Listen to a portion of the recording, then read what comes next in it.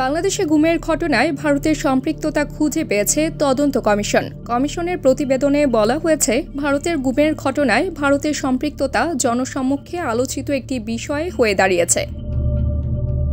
সাবেক বিচারপতি মাইনুল ইসলাম চৌধুরীর নেতৃত্বাধীন ৫ সদস্যের কমিশন সম্প্রতি সত্য উদ্ঘাটন শিরোনামে প্রতিবেদনটি রাজধানীর রাষ্ট্রীয় অতিথি ভবন যমুনায় প্রধান উপদেষ্টা ড. মোহাম্মদ ইউনূসের কাছে হস্তান্তর করে। কমিশন জানায়, আইনশৃঙ্খলা রক্ষাকারী বাহিনীর ইঙ্গিত রয়েছে যে কিছু বন্দী এখনও ভারতে কারাগারে থাকতে পারে। প্রতিবেদনে উল্লেখিত দুটি ঘটনা বিষয়টি স্পষ্ট করেছে। সুখরঞ্জন বালির ঘটনা। সুপ্রিম কোর্ট প্রাঙ্গণ থেকে অপহরণের পর ভারতীয় কারাগারে হাজির। সালাহউদ্দিন আহমেদের ঘটনা। বাংলাদেশ ভারত বন্দী বিনিময়ের প্রক্রিয়ার উদাহরণ।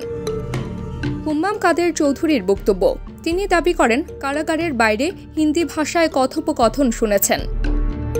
প্রতিবেদনে বলা হয়েছে, র্যাব গোয়েন্দা শাখার তত্ত্বাবধানে টিএফআই কেন্দ্র থেকে বন্দী হস্তান্তরের প্রক্রিয়া পরিচালিত হয়েছে। সেনা সদস্যদের সাক্ষ্য থেকে জানা যায়, কিছু সেল ও তলা ধ্বংস করা হয়েছে। সালাহউদ্দিন আহমেদ জানান, তাকে সীমান্তে নিয়ে ভারতীয় কর্মকর্তাদের কাছে হস্তান্তর করা হয়।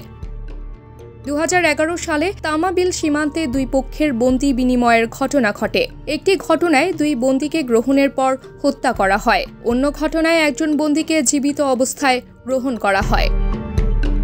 প্রতিবেদনে বলা হয়েছে, ভারত বাংলাদেশের নিরাপত্তা বাহিনীর উচ্চ পর্যায়ের সমন্বয় এই গুমের ঘটনার আন্তঃসীমান্ত প্রকৃতি নির্দেশ করে। তবে ভারতীয় কর্তৃপক্ষের সম্পৃক্ততা কতটা তা নির্ধারণে আরও বিশ্লেষণ প্রয়োজন। তাবাসসুম হক আনিকা, দৈনিক আওয়ার বাংলাদেশ।